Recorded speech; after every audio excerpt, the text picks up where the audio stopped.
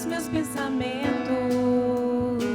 cada momento que eu vivo está presente em qualquer lugar que eu vou. A sua destra me guarda, sua palavra é conforto, e reconheço sem ele nada sou.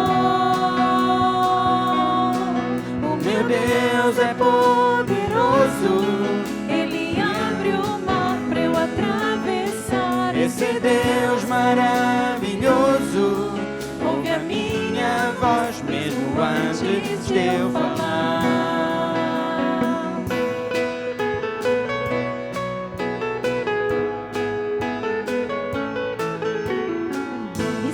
Com plena graça, misericórdia infinita, e pelas suas feridas me curou. Ele é o Deus de milagres, que desconhece o impossível, e ele é quem meus pecados perdoou. O meu Deus é poderoso, ele abre o mar para eu atravessar. Esse Deus maravilhoso ouve a minha voz mesmo antes de eu falar. Eu não vou desistir Mesmo se eu cair, ele me ampara. enquanto eu viver, eu vou depender do meu Deus. O meu Deus é poderoso, ele abre o mar para eu atravessar. Esse Deus maravilhoso ouve a minha voz mesmo antes de eu falar. Meu Deus maravilhoso, Ele abre o mar para eu atravessar. esse Deus maravilhoso ouve a minha voz mesmo antes de eu falar. Oh, oh,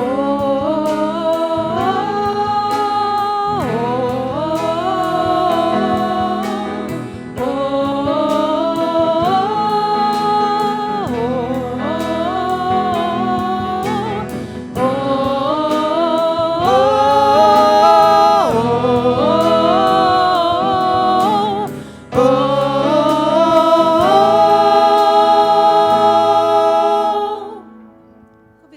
a ficarem de pé. Hoje é tempo de louvar a Deus, esse Deus maravilhoso, né? Esse Deus capaz de abrir o mar para atravessarmos.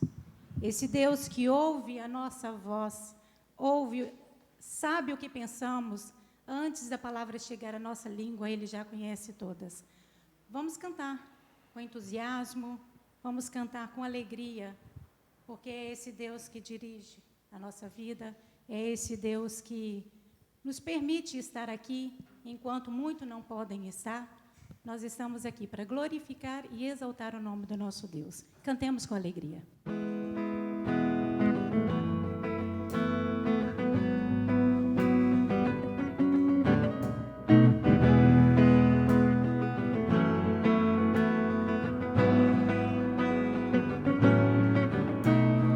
Hoje é tempo de louvar a Deus. Em nós habita agora o seu Espírito.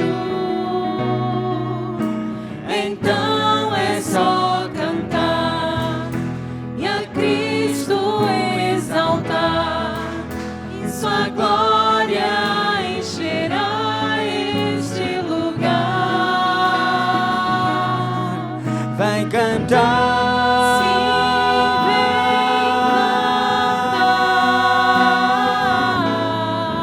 Vai louvar. Sim, vem louvar. No meio dos louvores Deus habita, e é seu prazer cumprir o que nos diz. Então é só cantar e a Cristo exaltar. Sua glória encherá este lugar. Vem cantar, Sim, vem cantar. vem louvar, Sim, vem louvar. vem cantar, Sim, vem cantar.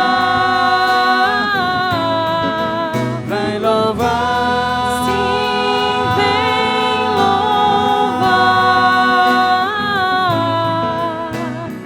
Hoje é tempo de louvar a Deus. Salmo 96, o verso 7 até ao verso 13, nós somos convidados a lermos todos em uníssono. Tributai ao Senhor, ó famílias dos povos, tributai ao Senhor glória e força. Tributai ao Senhor a glória devida ao seu nome. Trazei ofrendas e entrai nos seus átrios. Adorai ao Senhor vestido de trajes santos. Tremei diante dele todos os habitantes da terra. Dizei entre as nações, o Senhor reina. Ele firmou o mundo de modo que não pode ser abalado. Ele julgará os povos com retidão. Alegrem-se os céus e regozije-se a terra. Brame o mar e a sua plenitude. Exulte o campo e tudo o que nele há. Então cantarão de júbilo todas as árvores do bosque diante do Senhor, porque Ele vem julgar a terra. Julgará o mundo com justiça e os povos com a sua fidelidade. De facto, meus irmãos, nosso Deus é um Deus de amor, mas o nosso Deus também é um Deus de justiça. E diz que Ele julgará o mundo. E nós devemos perceber que este julgamento cairá sobre aqueles que recusaram a bênção do Senhor, recusaram aquilo que Ele nos deu por intermédio do seu Filho, recusaram aceitar a salvação, puseram-se fora dela, não a quiseram.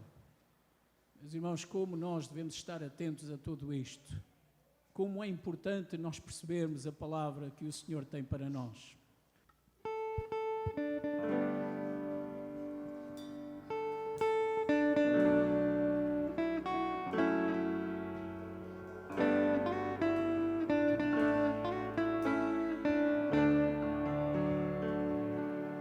Tu és digno de todo louvor, Senhor, em tua presença. Para sempre eu quero estar. O meu coração deseja de todo se entregar. A ti somente eu quero adorar. Tu és digno de todo louvor, Senhor, em tua presença.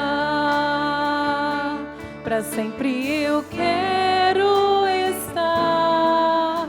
O meu coração deseja de todo se entregar. A ti somente eu quero adorar. Grandioso és tu, Grandioso és tu, grandioso és tu. És o poderoso Rei, mas vieste em mim reinar. Grandioso és tu, Grandioso és tu, grandioso és tu. Tu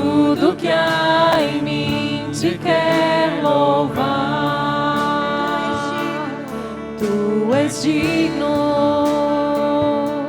de todo louvor, Senhor, em tua presença. Para sempre eu quero estar. O meu coração deseja de todo se entregar. A ti somente eu quero adorar. Grandioso és tu, Grandioso és tu, grandioso és tu. És o poderoso Rei, mas vieste em mim reinar. Grandioso és tu, Grandioso és tu, grandioso és tu. tudo que há em mim te quer louvar. Grandioso és tu, grandioso és tu. És o poderoso Rei, mas vieste em mim reinar. Grandioso és tu, Grandioso és tu, grandioso és tudo que há em mim te quer louvar. Tudo que há em mim te quer louvar. Tudo que há em mim te quer louvar.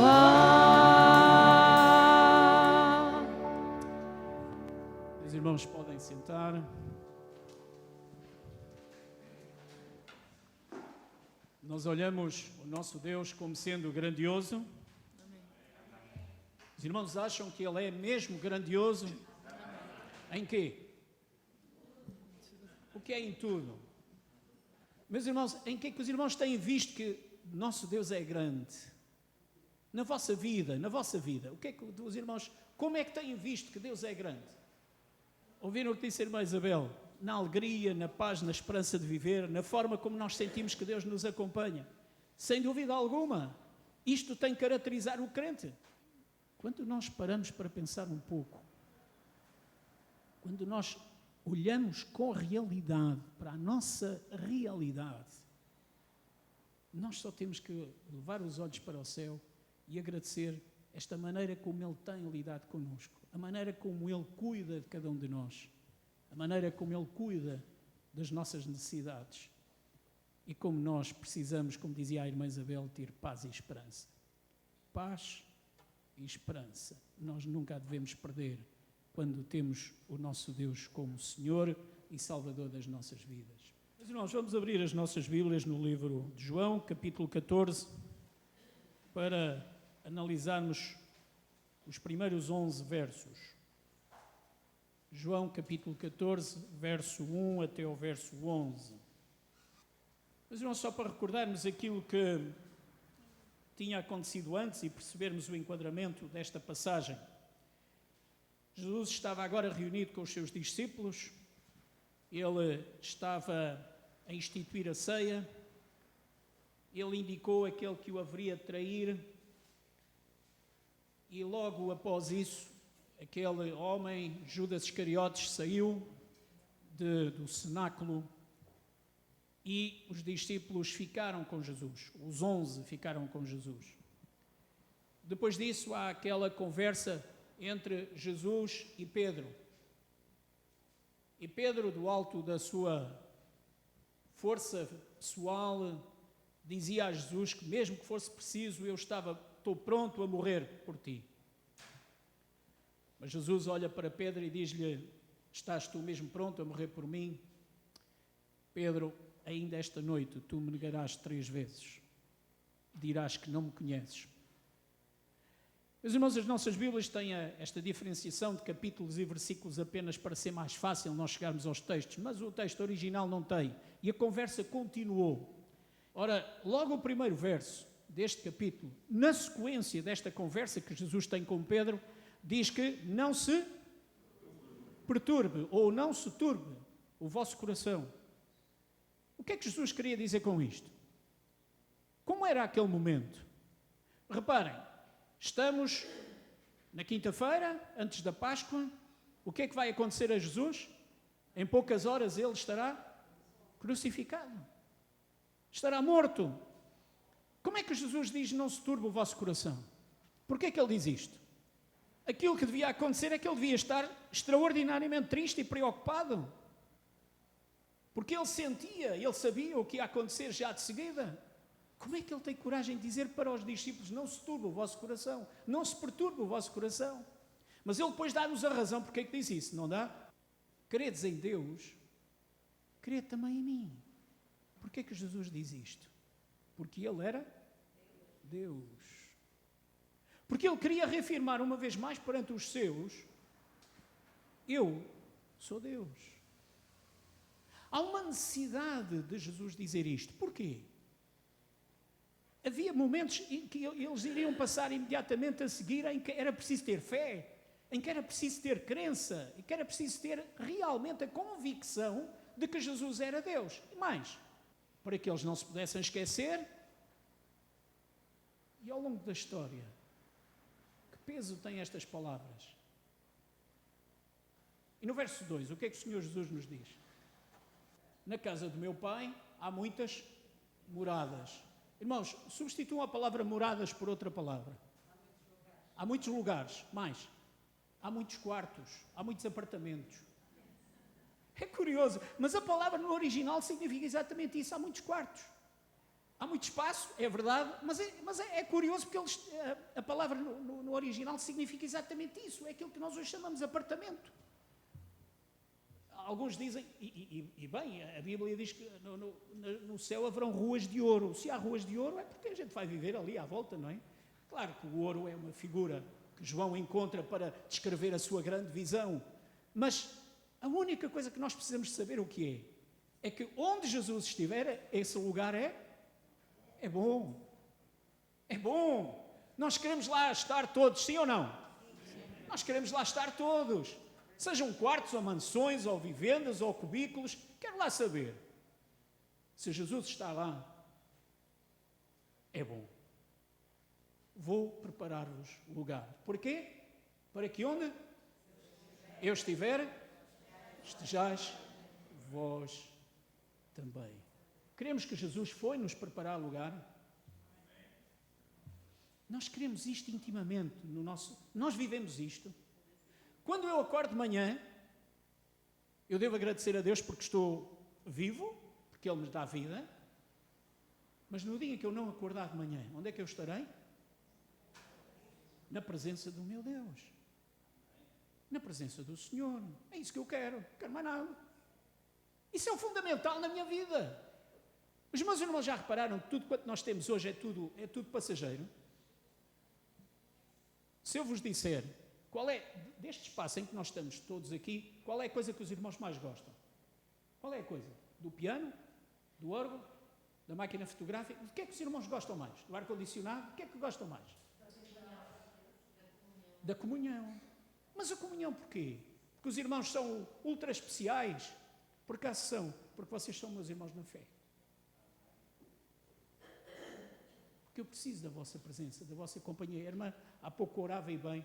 Temos pena de não podermos estar todos, mas graças a Deus porque estamos divididos em 2 grupos. Tem que ser assim. Mas irmãos, mas quanto prazer é estar convosco. Eu quero lá saber da máquina, ou do piano, ou do órgão, ou do banco, ou da janela. Eu não quero saber disso. Sabem porquê? Porque nada disso vai connosco para a eternidade. O meu prazer, o meu desejo é que todos quantos aqui estamos, sigamos para a eternidade. Para a tal casa, para o tal apartamento que o Senhor Jesus diz que nos foi preparar. É isso que nos interessa. Na segunda-feira eu falava com a diretora da casa, da Santa Casa, e eu dizia-lhe: olha, eu quero agradecer-lhe o cuidado que tem tido com os nossos. E ela teve uma expressão muito curiosa. Ela disse: não é isso que é cristianismo? É isso que é cristianismo. Cuidarmos uns dos outros. É cristianismo. Fazermos o melhor uns pelos outros. É isso que é cristianismo. Foi isso que o Senhor Jesus nos pediu, que nós cuidássemos uns dos outros como igreja. E nós cá estamos cuidando uns dos outros para que todos possamos ir para o lar celestial. Verso 3, o que é que diz? Há uma condição, não é? Qual é a condição que Jesus põe? Se eu for... Oh, meus irmãos, porquê que Jesus dirá se eu for? Era preciso cumprir o plano de Deus até ao fim. Nunca se esqueçam, eu falei isso no domingo passado. A última tentação de Jesus qual foi? Quando Jesus já estava pregado na cruz, ao lado dos salteadores, a última tentação que Jesus sofreu foi: se és filho de Deus. Quem é que estava a falar? Era o salteador que estava na cruz? Coitado do homem, ele já estava mais para lá do que para cá.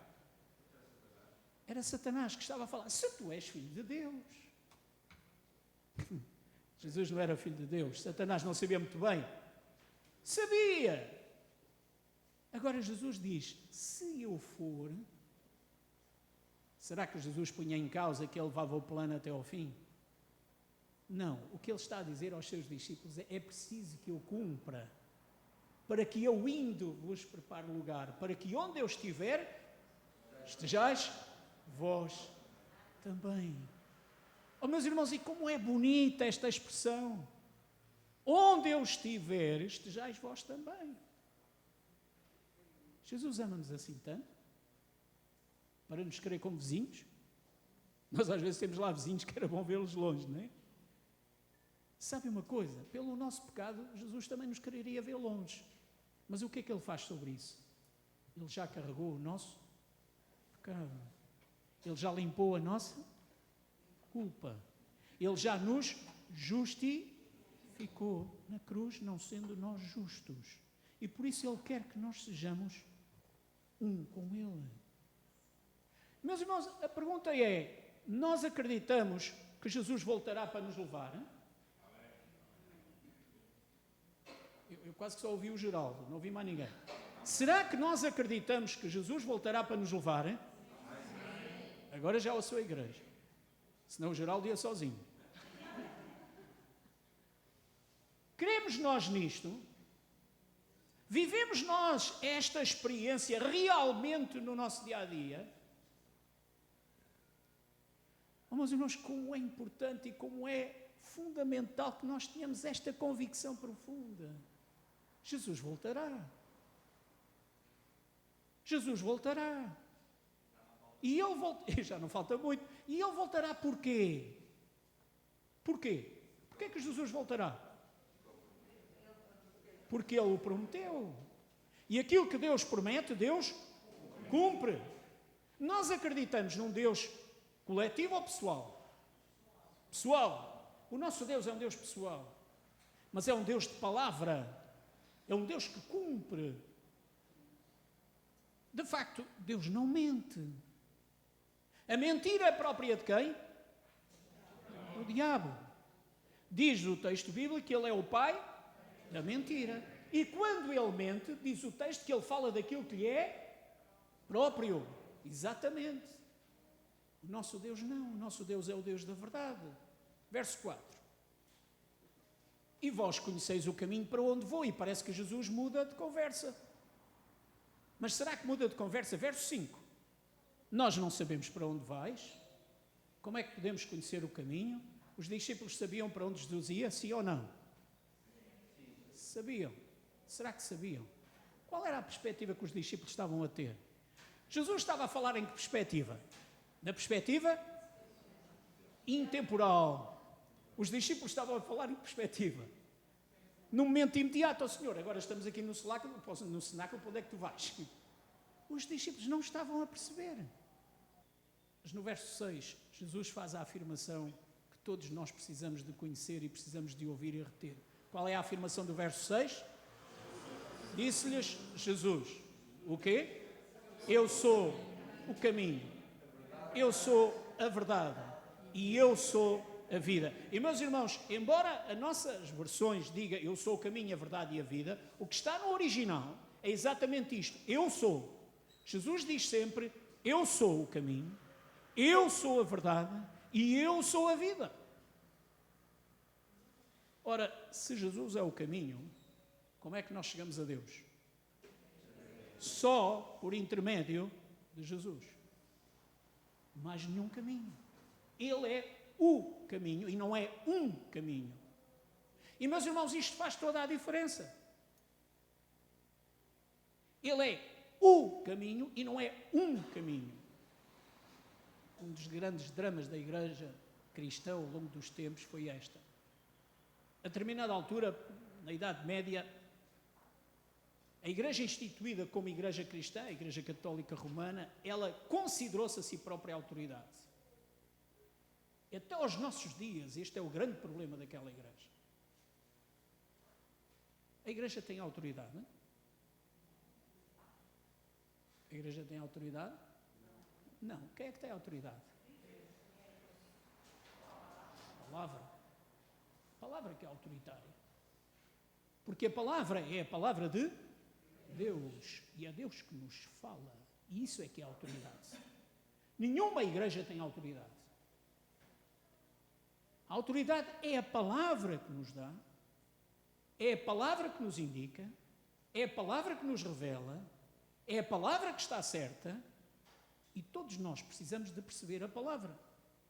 E a palavra diz-nos, na pessoa do próprio Senhor Jesus, eu sou o caminho. Lembram-se daquilo que o pastor Moisés ensinava? O cristianismo não é democrático. Porquê que o cristianismo não é democrático? Porque o cristianismo afirma perentoriamente que o único caminho para Deus é Jesus Cristo. A única verdade é Jesus Cristo. A única forma de ter vida, a única fonte de vida é Jesus Cristo. Logo, não há democracia, não podemos escolher, só temos uma única hipótese. Se Ele deu a vida por nós, se Ele fez de facto toda a missão que o Pai lhe recomendou, lhe encomendou, se Ele levou a sua missão do princípio até ao fim, em quem confiaremos nós? Para quem iremos nós? Como Pedro uma vez disse ao Senhor Jesus, para quem iremos nós? Só tu tens as palavras de vida eterna. E esta é uma afirmação fabulosa, que não tem qualquer discussão. Agora, meus queridos irmãos, nós queremos que Jesus voltará para nos levar. Eu sou o caminho, eu sou a verdade, eu sou a vida, ninguém vai ao Pai senão por mim. Verso 8. Jesus acaba de fazer uma afirmação. E logo a seguir, fala um surdo, mudo. Os irmãos já repararam? Exatamente. Ele não entendeu nada daquilo que Jesus tinha acabado de dizer. Nada. Ora, era aqui que eu queria chegar, meus irmãos. Sabem, nós passamos às vezes anos e anos na igreja e nós não entendemos nada. Parece que estamos com os olhos fechados e os ouvidos tapados. E o nosso entendimento fugiu. Não entendemos nada. O grande desafio da igreja de hoje, meus irmãos, de hoje, não é de ontem, é compromisso e fidelidade. Porque nós trocamos a igreja do Senhor Jesus por duas razões. Sabem quais são? Isso, por tudo e por nada. Nós não entendemos, nós estamos muitas das vezes na posição de Filipe. Nós não percebemos que os dias são curtos, o tempo passa. E todos os sinais nos indicam que Jesus está próximo, a sua vinda está próxima. Mas, irmãos, o Senhor Jesus fica, eu como direi, sem palavras. Veja o verso a seguir, leia o verso a seguir. O que é que diz? Filipe, estou a... Isso. E não me tens conhecido? Quem vê a mim vê o Pai. Eu e o Pai somos um.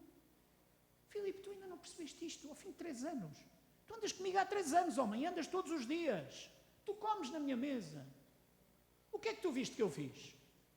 visto que eu curei os cegos, pus os coxos a andar, andei por cima do mar, dei pão para milhares de pessoas quando só havia um nico de nada, mais do que uma vez, ressuscitei mortos, e tu ainda não percebeste nada, Filipe. Sabem porque que eu há pouco vos perguntei as manifestações do Deus poderoso na vossa vida? Porque nós temos exatamente a postura de Filipe. Deus faz tanta coisa por nós, mas tanta coisa, meus irmãos. E nós pomos tudo em causa como Filipe. E continuamos naquela, Senhor, eu para acreditar em Ti preciso de ver que este projetor começa a andar pelo teto fora.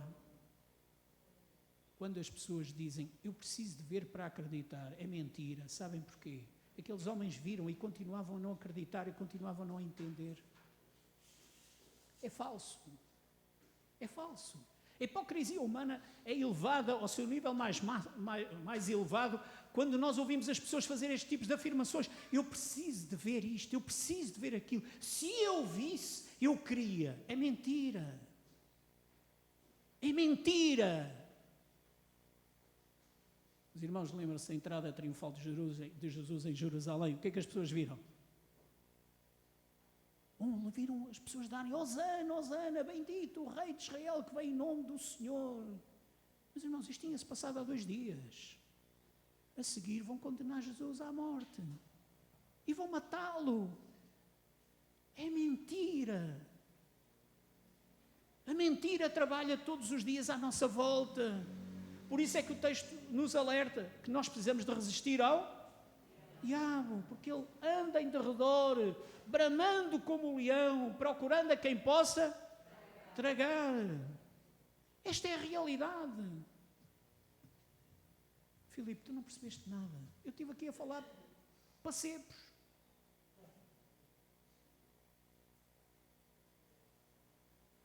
Queremos que Jesus está com o Pai. Queremos que Jesus e o Pai são um. Queremos que de facto o nosso Deus é um Deus que se manifesta em 3 pessoas distintas. Deus Pai, Deus Filho, Deus Espírito Santo. Oh, meus irmãos, nós não estamos aqui pela ação do Espírito. Sim ou não? Sim. Porquê é que estamos aqui pela ação do Espírito? Porque é Ele que nos convence. É Ele que nos convence. O irmão acredita que é pecador? Como é que sabe que é pecador? Como é que foi convencido? É pela ação do Espírito em si. O irmão não sabe que vai haver juízo? O irmão não sabe que o nosso Deus é um Deus de amor, um Deus de juízo? Sabe porquê? Porque é a ação do Espírito em nós. O irmão não sabe que vai haver justiça? Ai, vai. Deus faz justiça. Aliás, o nosso povo costuma dizer que Deus escreve direito por linhas tortas e com alguma razão. Meus irmãos, leia o verso a seguir. O Pai que está em mim é que faz as obras. O Pai que me dirige é que faz o trabalho. Verso 11. Crede que estou no Pai e o Pai em mim. Crede. E agora vejam, meus irmãos, ao menos. Meus irmãos, esta expressão é dita por alguém que diz assim: pelo menos, quanto mais não seja. Eu estou tão dorido porque eu falo para vocês, vocês não entendem. Vocês acompanharam e vocês continuam a fazer perguntas como se nunca me tivessem visto. Eu fiz as coisas perante os vossos olhos. Ao menos creiam nas obras. Ao menos. Quanto mais não seja por isso. Oh, meus irmãos, quanto mais não seja porque nós nos levantamos todos os dias de manhã com a graça de Deus. Nós acordamos pela graça de Deus. Nós vivemos pela graça de Deus. Nós respiramos pela graça de Deus. Nós compramos o pão pela graça de Deus. Nós sentimos paz no coração pela graça de Deus. Nós sentimos amor uns pelos outros pela graça de Deus. Nós temos família pela graça de Deus. Nós temos teto pela graça de Deus. Nós temos sol, nós temos mar, nós temos campo pela graça de Deus. Meus irmãos, o orgulho humano é a pior coisa que nós enfrentamos todos os dias, quando o homem se acha autossuficiente. Quando o homem acha que pode tudo. E depois, de vez em quando, Deus chama-nos a atenção. Mete lá um bicharoco que ninguém vê e agora pergunta, e quem é o homem? Nós vivemos pela graça de Deus. Ao menos, creiam que Jesus é Deus, que Ele e o Pai são um. Creiam que nós não somos nada nem ninguém sem a graça do nosso Deus. Creiam todos os dias da vossa vida que nós só temos paz e esperança se estivermos nos braços do nosso Deus. Creiam que quem recusar esta graça não tem vida eterna com Deus, mas tem a vida eterna fora de Deus. Creiam que esta é a oportunidade de nós recebermos aquilo que Deus nos deu, o sacrifício de Jesus em nosso lugar, feito por amor. Creiam e não deitem isto fora, porque é deitar a vida eterna fora. Não deixem que nada vos afaste do nosso Deus. Ao menos por isto. Ao menos pelas obras que eu fiz, Filipe. Ao menos por aquilo que eu te disse, Pedro. Ao menos por aquilo que eu já te mostrei, Mateus. Ao menos por isso. Vocês creiam. Fora de mim não há vida, não há verdade, não há caminho. Queremos nós nisto? De facto, Jesus é aquele que faz sentido na nossa vida.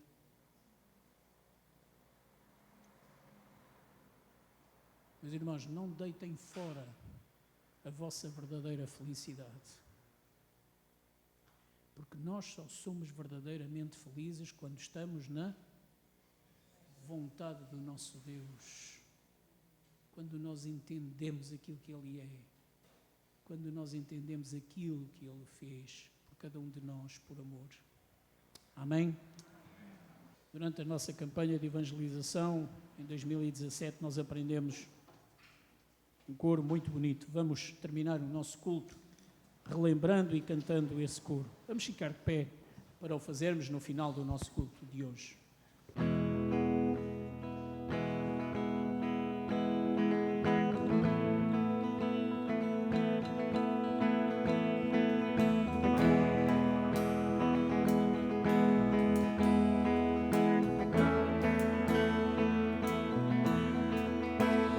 Só Deus, uma verdade, uma missão.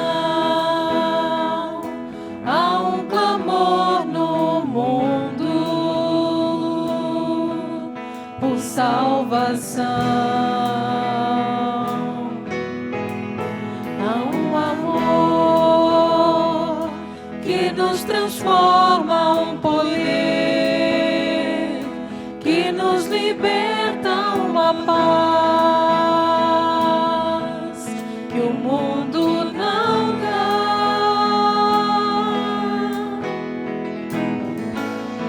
Somos a luz a revelar quem és em nossa geração. Somos a voz a anunciar Jesus, Tu és a esperança, o caminho, a salvação, o amor que cobre o mundo, verdade, vida e paz, a única esperança. Há um Deus, uma verdade, uma missão. Há um clamor no mundo por salvação. Há um amor que nos transforma, um poder que nos liberta, uma paz que o mundo não dá.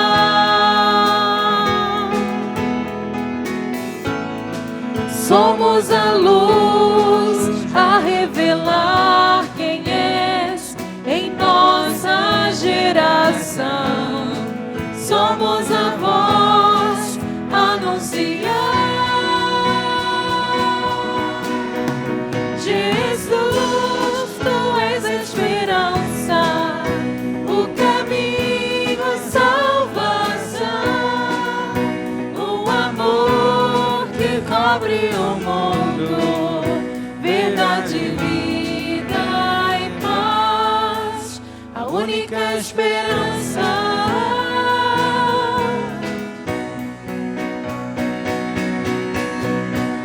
Se te amarmos e formos um, o mundo saberá que somos teus. Se te amarmos e formos um, o mundo saberá que somos teus. Jesus, tu és a esperança, o caminho, a salvação, o amor que cobre o mundo, verdade, vida e paz, a única esperança.